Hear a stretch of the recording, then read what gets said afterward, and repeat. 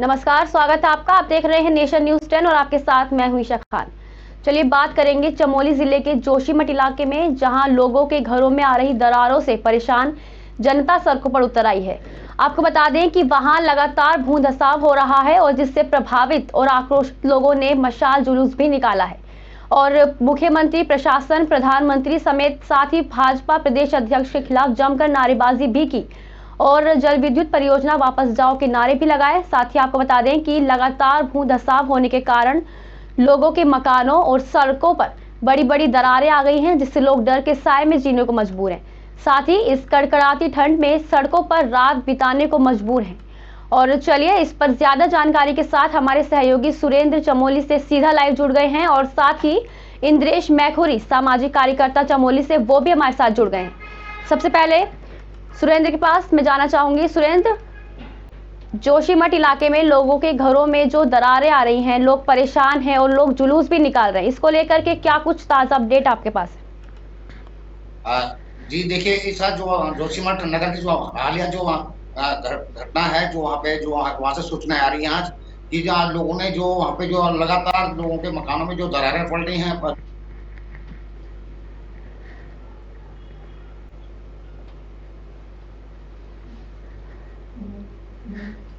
पालिका के जो भवन है उन भवनों में शिफ्ट कर दिया है। कुछ परिवार जो सक्षम परिवार थे वो उन्होंने खुद ही वहां से कहीं दूसरी जगह पर अपना शिफ्ट कर लिया है परिवार को। और आज जो है, जो वहाँ के जो प्रभावित लोग हैं, वहाँ के क्षेत्र के जो सामाजिक कार्यकर्ता लोग हैं, उन्होंने आज एक गुस्से का जो इजहार किया है, वो उसके जो चक्का जाम आज उन्होंने कर रखा है। जोशीमठ में बड़ी संख्या में जो आंदोलनकारी वहाँ पाए हैं, प्रभावित परिवार वहाँ पाए हैं। तो लगातार जो है कि जो पड़ रही है, लोग जो है एनटीपीसी के जो वहाँ पे डैम बनना है, विद्युत पावर जो हाउस वहाँ बनना, उसको उसकी जिम्मेदारी बता रहे हैं कि उसके कारण जो उसके टनल, बड़े बड़े टनल बने हैं, उन टनलों के कारण जो है जोशीमठ पूरे शहर में जो जगह जगह दीवारों पर, मकानों पर और जमीनों में जो बड़ी बड़ी दरारें हैं वो पड़ी, तो कहने का एक खतरे का निशान है। हालांकि शासन प्रशासन लगातार नजर रखे हुए है वहाँ पे। जी ठीक है सुरेंद्र। अब इंद्रेश जी, आप मुझे बताइए कि जिन लोगों के घरों में दरारें आई हैं, उनको किन किन परेशानियों का सामना करना पड़ रहा है? देखिए, ये जो परिघटना है दरारें आने की, ये काफी लंबे अरसे से शुरू हो गए और अभी तो जो स्थिति है वो ये है कि सर्दियों का मौसम है, बहुत ही कड़कड़ाती ठंड है और उस कड़कड़ाती ठंड में जैसे तैसे लोग ऐसे घरों में रहने को मजबूर हैं जिनमें दरारें हैं। लगातार कई जगहों से पानी निकल आ रहा है और ये बात है, दरअसल ये तो पिछले 1 साल से हमारे साथी वहाँ हैं अतुल सती जी, वो पिछले 1 साल से इस बात है, इसकी तरफ देखा जाना चाहिए। सरकारों ने बहुत गंभीरता से इस बात को नहीं लिया और फिर अपने इनिशिएटिव पर कॉमरेड अतुल सती ने वहाँ जो बड़े भूवैज्ञानिक हैं, डॉक्टर नवीन जिया, डॉक्टर एसपी सती, उनको बुला करके खुद के इनिशिएटिव पर वहाँ का भूगर्भीय सर्वेक्षण कराया, जिसमें ये चिंता प्रकट की गई कि भाई जल विद्युत परियोजना के चलते और तमाम अन्य कारणों के चलते जोशीमठ में बहुत तेजी से भूधंसाव हो रहा है। तो उसके बाद तब जाकर के सरकार ने एक कमेटी बनाई और सरकार के जो सरकारी भूवैज्ञानिकों की कमेटी थी, उसने सारा भार आम लोगों पर डाल दिया, कह दिया कि भाई प्रॉपर सीवेज नहीं है और इसकी वजह से ये सब हो रहा है। यानी कि परियोजना को बचाने की जो कोशिश है वो उस सरकारी कमेटी से शुरू होगी। तो उस बावजूद इसके इस चिंता को लेकर के भी बीते बरस में कॉमरेड अतुल सती और जोशीमठ के तमाम कंसर्न लोगों के साथ हम आपदा प्रबंधन के जो सेक्रेटरी हैं उनसे मिले, उनके सामने ये चिंता रखी कि भाई जल्दी ही सर्दी का मौसम आने वाला है, सर्दियों में लोगों के लिए रहना मुश्किल हो जाएगा। लेकिन बहुत गंभीरता से राज्य की सरकार ने इस बात को नहीं लिया और नतीजा ये है कि आज के दिन पर पूरे जोशीमठ के अस्तित्व पर संकट खड़ा हो गया है। तो उसके ऊपर से एक हेलन मारवाड़ी बाईपास और बन रहा है जो शहर के नीचे से, जिसमें बड़े पैमाने पर विस्फोटकों का भी इस्तेमाल हो रहा है, तमाम और चीज़ें की जा रही हैं। तो ये पूरा इस जोशीमठ शहर के अस्तित्व के लिए एक नया संकट आकर के खड़ा हो गया है और अभी तक भी बहुत संजीदा राज्य की सरकार, स्थानीय प्रशासन नहीं दिखाई दे रहा है। जी, जैसा कि आपने बताया कि आपने सेक्रेटरी से बात की, अपनी परेशानियां उनको बताई, तो सरकार की तरफ से क्या कुछ मदद आपको मिली है? नहीं, सरकार की तरफ से तो जैसा मैंने आपसे कहा कि भाई जब ये बात होना शुरू हुई है, कोई आज से नहीं, अचानक आज नहीं हो रहा है। ये 1 साल पहले से वहाँ जो उस इलाके में सबसे सक्रिय एक्टिविस्ट हैं अतुल सती, उन्होंने इस बात को कहना शुरू किया कि भाई शहर में धंसाव हो रहा है, अलग अलग इलाकों में धंस रहा है, लेकिन किसी ने गंभीरता से नहीं लिया। फिर अपने इनिशिएटिव पर ही उन्होंने भूवैज्ञानिकों से सर्वेक्षण कराया। उसके बाद फिर सरकार की कमेटी आई, फिर सरकार की कमेटी ने लोगों पर सब कुछ डाल दिया। वो फिर भी बिजली परियोजनाओं को बचाने में लगे रहे। उनका जोर इस बात पर था कि बिजली परियोजना पर आंच नहीं जानी चाहिए, उस पर सवाल नहीं उठना चाहिए। और अभी भी कुछ दिनों पहले तक भी एसडीएम तक ये कह रही थी कि भाई अगर कोई मर जाएगा तो फिर उसके बाद हमारे पास आना, उसका मुआवजा देने की स्थिति में हम होंगे। तो आज के दिन पर जो और अभी भी आप देखिए तो सरकार बहुत कोई संजीदगी उसकी हो, यानी जो जिस तरह की आपातकालीन स्थिति बनी है उस आपातकालीन स्थिति को वो रिस्पॉन्ड कर रही हो, ऐसा नहीं हुआ। लोगों का डेलीगेशन मुख्यमंत्री से मिलने गया, स्थानीय विधायक उनके साथ थे और मुख्यमंत्री ने 40 सेकंड उनकी बात नहीं सुनी। तो आप समझ सकते हैं कि सरकार कितनी संजीदा है, सरकार कितनी गंभीर है इस बात को लेकर के। इसीलिए तो इतने बड़े पैमाने पर हजारों की तादाद में कल रात लोग मशाल जुलूस में सड़क पर उतरे हैं। आज पूरा जोशीमठ बंद रहा है, चक्का जाम हुआ है, इसलिए क्योंकि कहीं कोई सुनवाई नहीं हो रही है, कोई संजीदगी, कोई संवेदनशीलता सरकार की तरफ से नहीं दिखाई दे रही। जी सुरेंद्र, ये बताइए कि कितने लोगों के घरों में दरार आई है, लोग परेशान हैं, कितने लोगों के घरों में आई है दरार?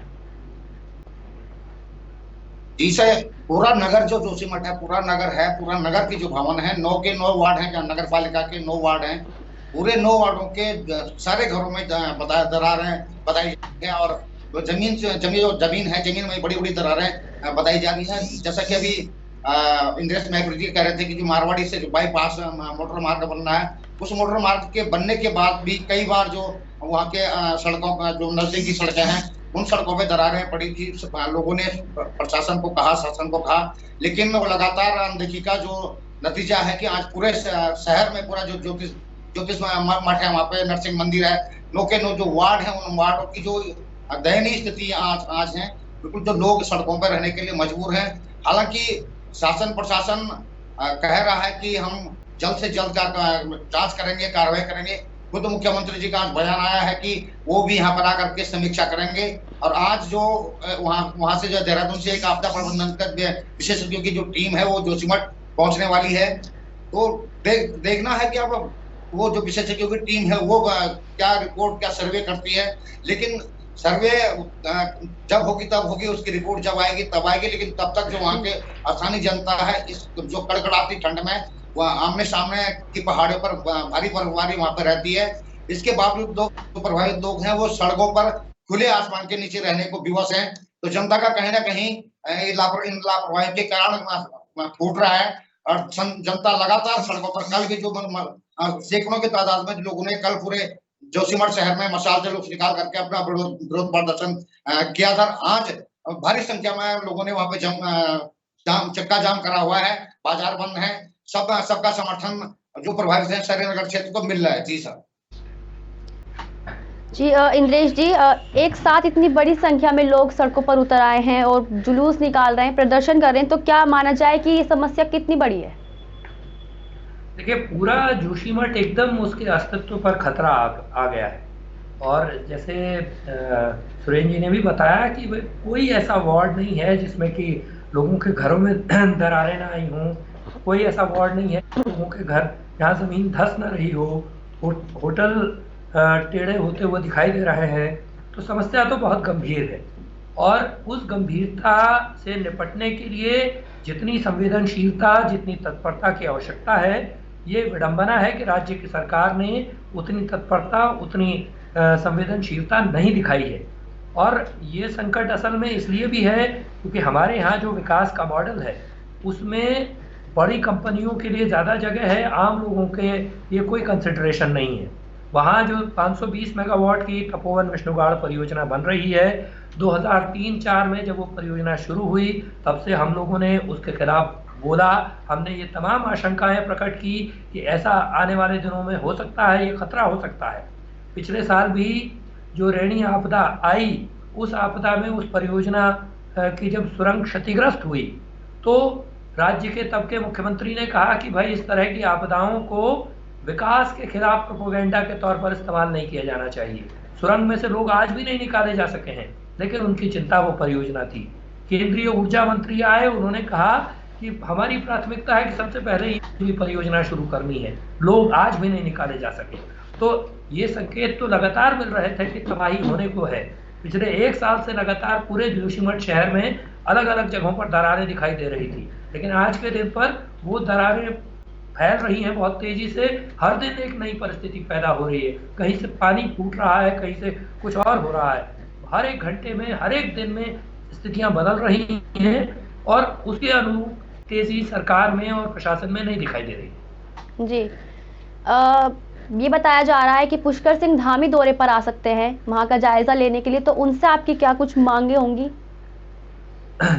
देखिए, ये अखबारों में बयान हमने भी मुख्यमंत्री जी का देखा है, लेकिन ये बड़ी विचित्र विडंबना है कि लोग उनके पास चल करके गए और उन्होंने ये प्रेफर किया कि जो लोग उनको गुलदस्ते देने आए हैं वो गुलदस्ता देने वालों की बात सुने, जो अपनी पीड़ा उनके सामने बखान करने आए हैं उनके लिए उनके पास 40 सेकंड भी नहीं थे। तो आज के दिन तो समुचित पुनर्वास और जोशीमठ के अस्तित्व को बचाने के लिए तत्काल कार्रवाई, यही पहली बात है। इसके अलावा कोई बात आज के दिन पर कहने की नहीं है। और ये जो आपने सरकार ने जो हेलन मारवाड़ी बाईपास शुरू किया है उसमें उसको तत्काल रोक लगे, एनटीपीसी की इस परियोजना पर तत्काल इसको बंद किया जाए और इससे जो तबाही हुई है उसकी जिम्मेदारी तय हो, ये फिक्स होना चाहिए। ये लोगों पर जो आरोप लगाने की बात है कि भाई सीवेज नहीं था, ज़्यादा निर्माण कार्य हो गया, भारी निर्माण कार्य हो गया, तो ये मॉनिटर करना भी अंततः तो सरकार और प्रशासन का ही काम था कि किसी नगर की कैरिंग कैपेसिटी के हिसाब से ही निर्माण कार्य हो। तो इसलिए अब मुख्यमंत्री जी कब आएंगे, वो क्या करेंगे, तो ये तो समझ में नहीं आ रहा है कि अभी भी सर्वे की बात हो रही है। उनकी सरकारी एक सर्वे पहले हो चुका है, तो सरकार को ज़्यादा संवेदनशीलता दिखाने की ज़रूरत है। लोगों की जिंदगी का सवाल है, उनके भविष्य का सवाल है, एक ऐतिहासिक, सांस्कृतिक, धार्मिक नगर के अस्तित्व का सवाल है। इस संजीदगी को, इस संवेदनशीलता को समझना चाहिए कि ऐसी आपातकालीन स्थिति है, राज्य के सामने ही है।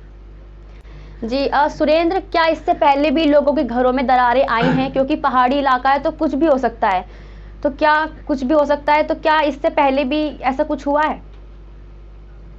जी बिल्कुल सर, बिल्कुल। जैसे कि इंद्रेश जी ने बताया कि 1 साल पहले से ही ये दरारें थोड़ी थोड़ी करके लोगों के मकानों में और सड़कों के इर्द गिर्द, दुकानों के इर्द गिर्द पड़ने शुरू हो गई थी। तब भी लोगों ने शासन प्रशासन कहा था, तब भी लोगों ने आंदोलन किए। वहां पर कई जो सामाजिक कार्यकर्ता लोग हैं, जो जागरूक लोग हैं, जो समाज के लिए चिंतन करने वाले लोग हैं, उन्होंने शासन प्रशासन के संज्ञान में ये बातें जरूर पहुंचाई थी कि लगातार जो है कि सड़कों में दरारें आ रही हैं, घरों के आसपास जो दरारें बननी शुरू हुई है। तो लगातार पिछले 1 साल से लगातार ये शासन प्रशासन के संज्ञान में स्थानीय लोग जो हैं, सामाजिक कार्यकर्ता लोग जो हैं, लगातार डालते रहे। उसके बावजूद भी लापरवाही कहीं ना कहीं हम कहेंगे कि लापरवाहियां बढ़ती गई हैं।